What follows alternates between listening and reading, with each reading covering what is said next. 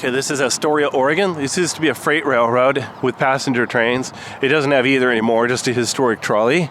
Here's some cool equipment here. Some kind of maintenance away. Looks like they use it to mow the lawn. Notice how that lawnmower fits just between the rails. 4 feet, 8.5 inches. Notice the cool chains underneath, just like a bicycle.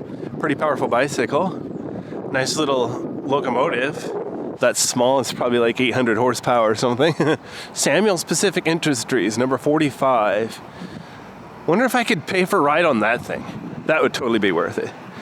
Little flatbed car. That's probably not. Wonder what they used to store that with. Some kind of. Oh yeah, see, this is what they could use to pick up the rails. Like if they want to replace a cross tie or whatever. Wow. Here's a tinder car, like for a steam train. No steam trains around here though. That's kind of suspicious. A couple of trucks underneath those cover thingies.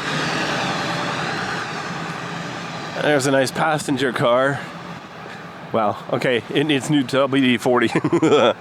Anyway, okay, how many axles does it have at each end? Yep, it has 3 axles at each end. I was told when they have 3 axles at each end, it's not to make the ride smoother. It's because the rail car, it has like 2 beams underneath it to make it extra long and strong. So it's to handle all that weight. As you can see, it's pretty well rusted out. I have no idea if it's actually functional. I don't know why there's plastic hanging under there. Probably know the wind brought it. Look, they even got ferns growing out there. It's a green train. And look, that's probably the ventilator. I don't know if that's from like a heater. What do you call it? Wood stove to cook food, or that's just ventilation for the restroom, or what? It's kind of cool.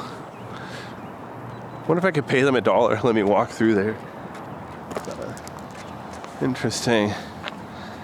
And then over here, this is the actual trolley barn. It's not open to the public, so never mind.